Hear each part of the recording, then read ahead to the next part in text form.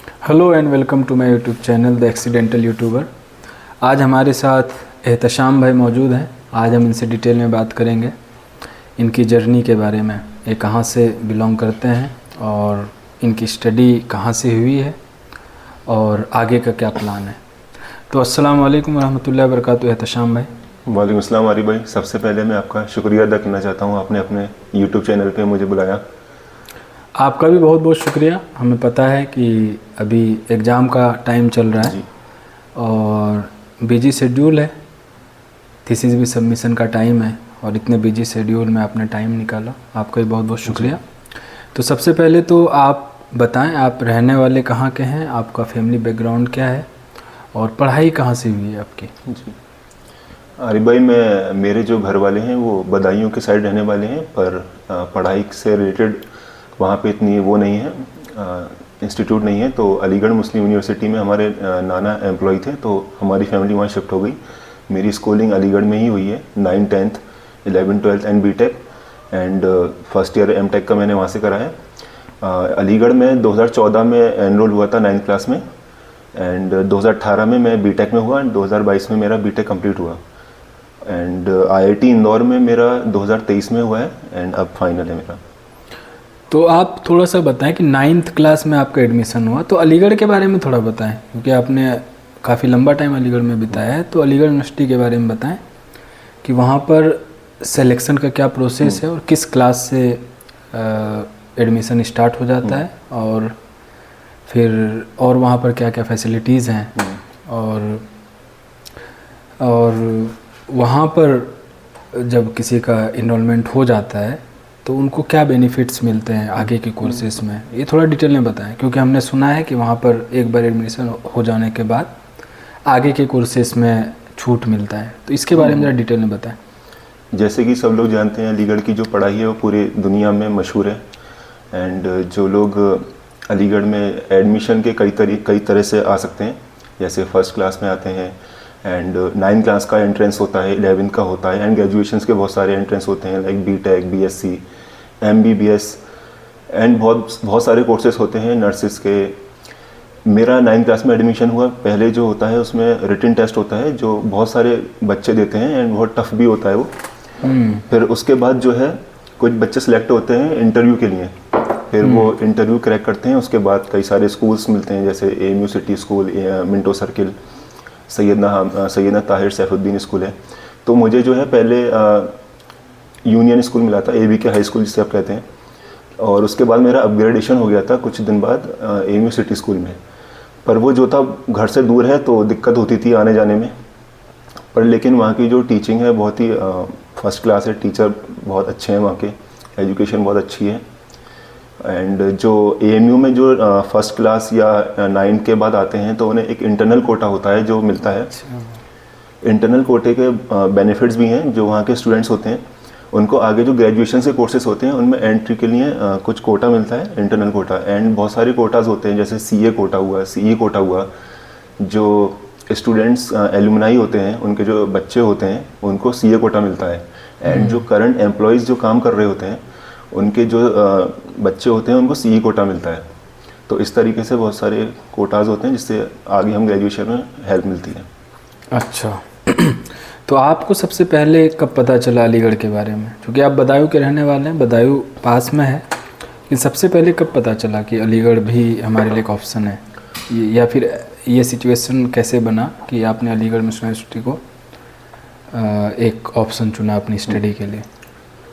पहले तो ये कि जो मेरी मदर हैं वो एएमयू से ही पढ़ी हुई हैं, तो अच्छा। एंड उनके फादर नाना वो भी एएमयू में एम्प्लॉय थे। तो एएमयू का बहुत पहले से ही हमारी फैमिली का एक बहुत बड़ा लिंक रहा है एजुकेशन का। उसके बाद जो है तो जाहिर था कि हमारा भी एएमयू में आना तय था, क्योंकि सब लोग चाहते हैं एएमयू में ही आए। एंड हम लोग जो है एएमयू में आए, फिर उसके बाद सिलेक्शंस की तैयारी करी। जैसे कोचिंग में हमने लिया एडमिशन, 9th का एंट्रेंस होता है तो हमने कोचिंग करी। फर्स्ट क्लास या उसके बाद जो है हमारा सिलेक्शन नहीं हो पाया था एएमयू में, तो उसके बाद हम प्राइवेट स्कूल में पढ़े थे, अलीगढ़ पब्लिक स्कूल, जो भी बहुत मशहूर स्कूल है। हमारी तालीम जो थी वो 9th से पहले वहीं हुई है। उसके बाद हमने कोचिंग करी, बहुत सारे टाइम दिया वहाँ पे। उसके बाद हमारा 9th क्लास में हुआ, फिर 11th में हमारा सिलेक्शन हुआ, उसमें भी इंटरनल कोटा मिला हमें, क्योंकि हम 9th क्लास में आ चुके थे एएमयू में, तो इंटरनल कोटा में 11th में मिला। उसके बाद जो है 12th के बाद हमने बीटेक में अप्लाई करा, तो वही इंटरनल कोटा था हमारे पास, तो ये हमें बेनिफिट मिला एक। अच्छा, तो वहाँ पर इंटरनल कोटा का मीन्स बहुत फ़ायदा होता है जी। तो इसके पीछे ये है कि चूँकि मैं भी अलीगढ़ से पढ़ा हुआ हूँ कि अगर आप किसी भी कोर्स में एडमिट होते हैं तो आगे आने वाले सारे कोर्सेज में 50% इंटरनल कोटा होता है। यानी अगर किसी कोर्स में 100 सीट्स हैं तो उसमें 50 सीट्स उन लड़कों के बुकड होते हैं या उन स्टूडेंट्स के बुकड होते हैं जो ऑलरेडी पहले से ही अलीगढ़ यूनिवर्सिटी में इनरोल्ड हैं, और बाकी 50 सीट पे जो एक्सटर्नल स्टूडेंट्स होते हैं।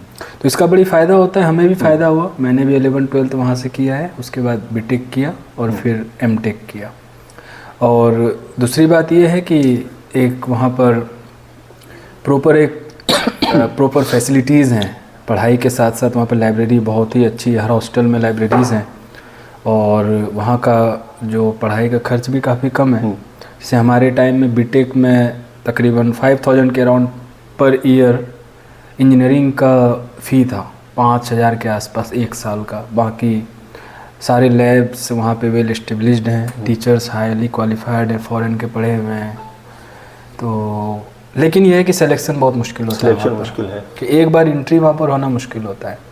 तो आपने वहाँ से बीटेक किया सिविल इंजीनियरिंग में, तो बीटेक के बाद नॉर्मली लोग जॉब में जाते हैं, तो आपने जॉब को प्रीफर क्यों नहीं किया? एक्चुअली जो सेंट्रल यूनिवर्सिटीज़ जो इंडिया में होती हैं उनमें अक्सर ये माहौल होता है कि लोग कॉम्पिटिटिव एग्ज़ाम्स की तैयारी करते हैं, like UPSC, engineering service examination, IAS, IES. तो ऐसे ही माहौल हमें वहाँ मिला अलीगढ़ मुस्लिम यूनिवर्सिटी में, क्योंकि लाइब्रेरी का माहौल एंड बहुत सारी हमें रिसोर्सेज मिली वहाँ पे, जिससे इंसान जो है उसको बहुत अच्छा बेस मिल जाता है तैयारी के लिए। तो हम जब फर्स्ट ईयर में गए, उसके बाद हमारा धीरे धीरे हमने अपने सीनियर्स को देखा, वो बहुत सारे कॉम्पिटिटिव एग्जाम्स निकाल रहे थे, 2nd, 3rd year, 4th year. हम उनसे कनेक्शन में रहे। हमने देखा कि बहुत सारी रैंक्स हमारे सीनियर्स निकाल रहे हैं, तो हम भी निकाल सकते हैं। तो एक तरीके से वो मोटिवेशन मिला। कैंपस प्लेसमेंट में भी बहुत सारी कंपनीज जो हैं वो आई थी हमारे Zakir Hussain college of engineering technology, जो इंजीनियरिंग कॉलेज है एएमयू का। वहाँ से कई लोगों ने प्लेसमेंट लिया, बट मेरा इंटरेस्ट उतना था नहीं प्लेसमेंट में उस टाइम, क्योंकि मैं एग्ज़ाम्स की तैयारी कर रहा था। लाइक गेट एग्ज़ाम मैंने अपने 3rd ईयर में मैंने गेट एग्ज़ाम दिया था, क्योंकि एलिजिबल 3rd ईयर में हो जाते हैं। उसमें मैंने क्रैक करा था सबसे पहले 3rd ईयर में। फिर उसके बाद 4th ईयर में फाइनल ईयर में मेरी 1700 रैंक आई थी।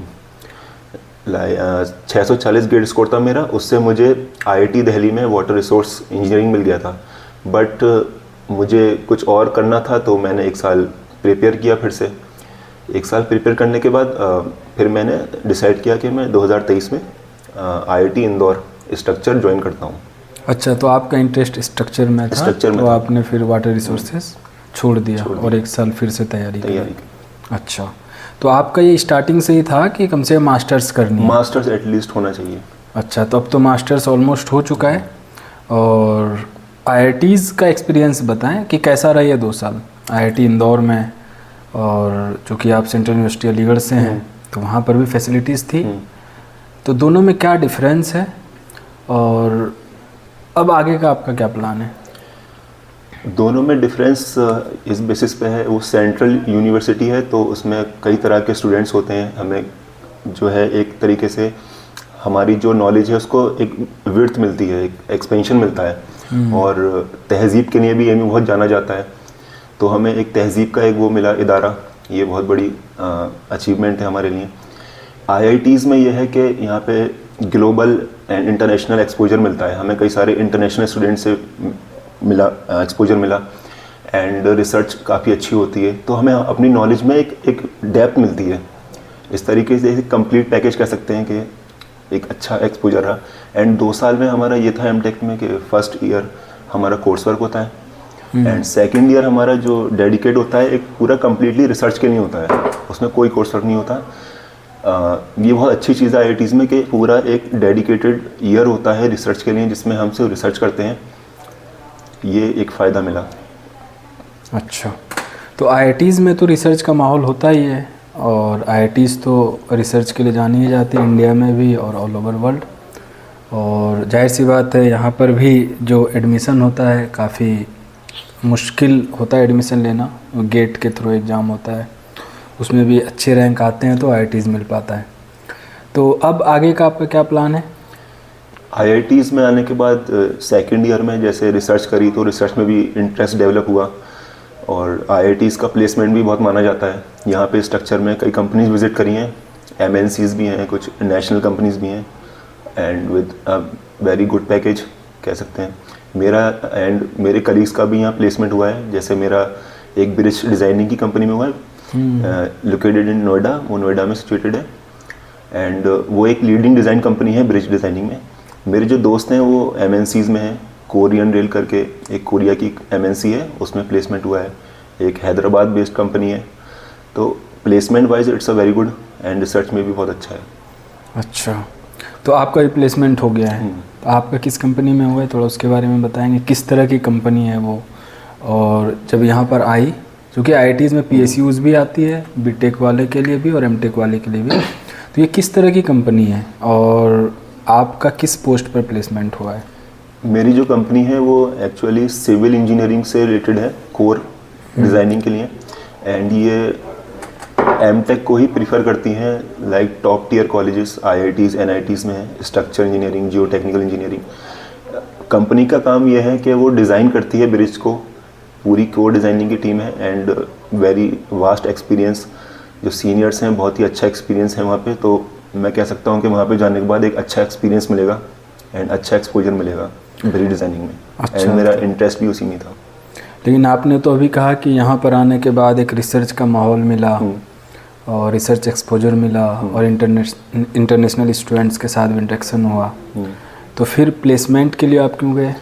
प्लेसमेंट के लिए इसलिए गया क्योंकि मुझे लगा कि प्रैक्टिकल, क्योंकि मैंने BTech के बाद भी कोई इंडस्ट्री एक्सपोजर नहीं मिला था, तो मुझे लगा कि IIT ने मुझे एक प्लेसमेंट दिया है तो मुझे उसके लिए जाना चाहिए, क्योंकि रिसर्च में अच्छा होगा कि हम प्रैक्टिकल एक्सपीरियंस भी लें, उसको हम रिसर्च में इम्प्लीमेंट करें तो ज़्यादा बेटर एक आउटपुट मिलेगा।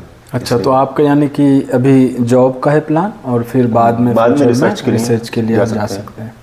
अच्छा, तो आपकी जो कंपनी है वो नोएडा बेस्ड है? मेरी कंपनी जो है जिसमें मेरा प्लेसमेंट हुआ है उसके तीन जगह है। वो कंपनी का एक बार नाम बता दें, क्या नाम है? Bridge and structure engineering consultant.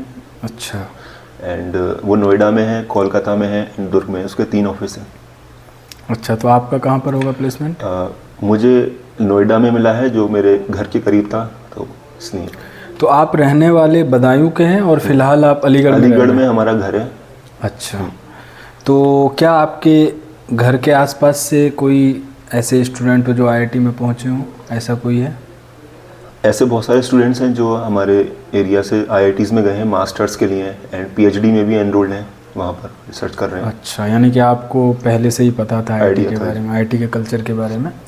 तो आप कुछ मैसेज देना चाहेंगे मीन्स ऐसे स्टूडेंट्स को जो मीन्स कहीं ना कहीं अभी इनरोल्ड हैं और वो भी चाहते हैं कि IIT में मेरा एडमिशन हो जाए, लेकिन वो उनके पास इंफॉर्मेशन नहीं होता सही से, मीन्स प्रॉपर चैनल नहीं होता उनको पता, तो वो फिर एडमिशन नहीं ले पाते हैं। तो क्या मैसेज है आपके लिए, मतलब उनके लिए आपकी तरफ से?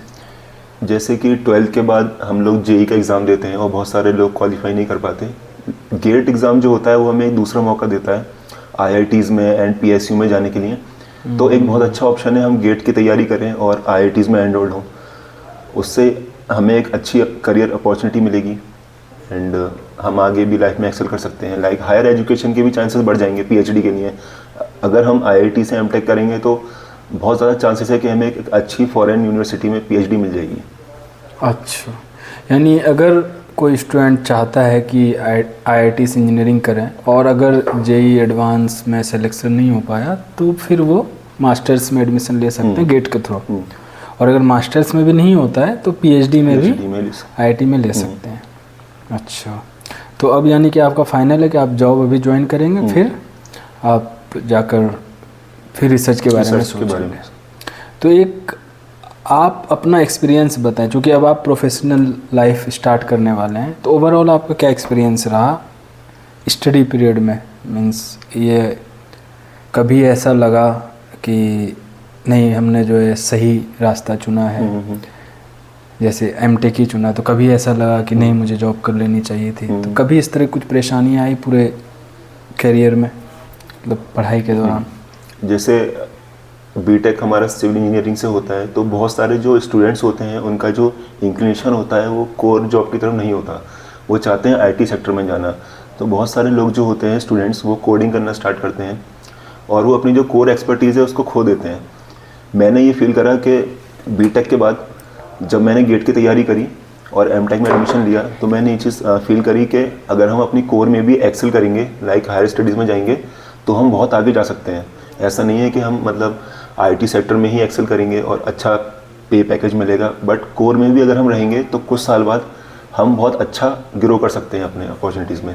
एक लाइफ में ऐसा पॉइंट आता ही है कि हमें लगता है कि हम कौन सी एक सिविल इंजीनियरिंग कैसी ब्रांच में है, क्योंकि हर कोई जो है वो आईटी सेक्टर में स्विच कर रहा होता है, अच्छे पैकेज भी मिल रहे होते हैं और हमें स्टार्टिंग में कम पैकेज मिलता है। तो एक ख्याल तो आया था, बट जैसे मैं आईआईटी में आया उसके बाद लगा कि नहीं, कोर में ही आगे जाना चाहिए, इसमें ज़्यादा अच्छी ग्रोथ होगी, क्योंकि हमारा जो बैचलर्स है वो सिविल में है, तो हम जो है इसमें अच्छा कर सकते हैं। जिनका जो स्विच करते हैं आईटी सेक्टर में वो उतना नहीं कर पाएंगे। हाँ, ये बहुत इम्पोर्टेंट बात है कि हमें उस फील्ड में आगे जाना चाहिए जिस फील्ड में हमने ऑलरेडी 4 या 5 साल बैचलर्स कर। ये बहुत इम्पोर्टेंट बात है। फील्ड कोई भी ख़राब कोई भी अच्छा ये आप नहीं कह सकते, वो हमारे ऊपर डिपेंड करता है कि आपने कितना टाइम दिया है, कितनी ईमानदारी से उसमें मेहनत की है। तो बहुत बहुत शुक्रिया एहतशाम भाई, आपने अपने मशगूली में से टाइम निकाला। ये बहुत ही क्रूशियल टाइम चल रहा है आपका, थीसिस सबमिशन का टाइम है। तो फिर से आपको बहुत बहुत शुक्रिया शुक्रिया टाइम निकालने के लिए।